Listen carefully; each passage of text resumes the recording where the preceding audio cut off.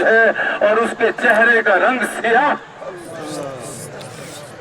یہ آئے واپس حال سنایا, سارے پریشان ہو گئے, آخر ماجرا کیا ہے. اس کے گھر گئے, اس کی اہلیہ کو پوچھا, کہ بہت نیک تھا, صلاۃ و سلام کا پابند تھا, نماز روزے کا پابند تھا, ذکر و اذکار تسبیحات و تحلیلات کا ورد کرتا تھا, تہجد گزار تھا, چاشت اشراق اور اوابین کبھی نہیں چھوڑا کرتا تھا. کہانی پھر بھی بتاؤ, کوئی نہ کوئی اس کے اندر کمی تو تھی. بس ایک بات تھی جو مجھے بہت زیادہ کھٹکتی تھی, وہ بات یہ تھی کہ جب کبھی بھی یہ مجھ سے ملتا, یعنی مجھ سے صحبت کرتا اور غسل جنابت اس کے اوپر فرض ہو جاتا, تو یہ بات میں کہتا کہ دیکھو جی ٹھنڈ کا موسم ہے, ہمارے یہاں یہ غسل ایک مصیبت ہے اسلام میں.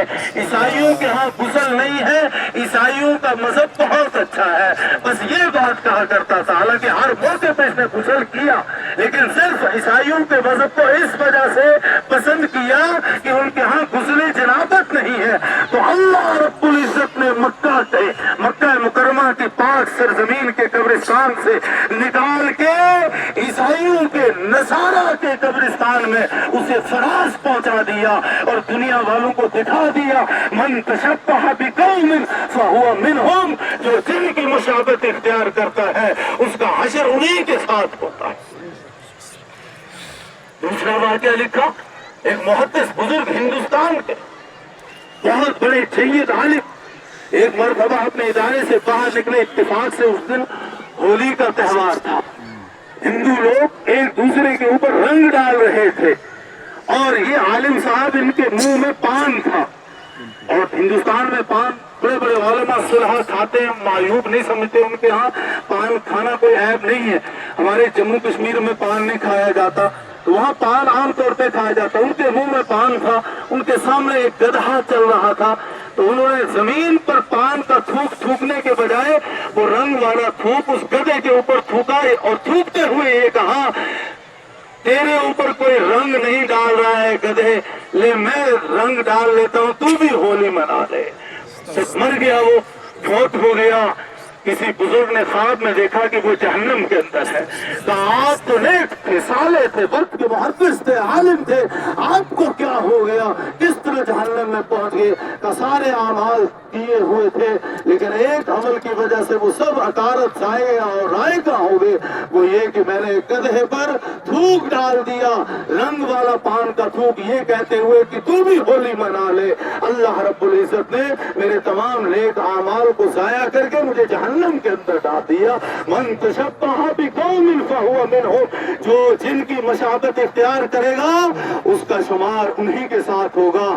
آج بڑے شوق سے ہم اپنے بچوں کو وہ کڑے بھی ڈلواتے ہیں, دھاگے بھی بنواتے ہیں, اور ہمارے اسکول کے بہت سارے ٹیچر یہاں ہوں گے.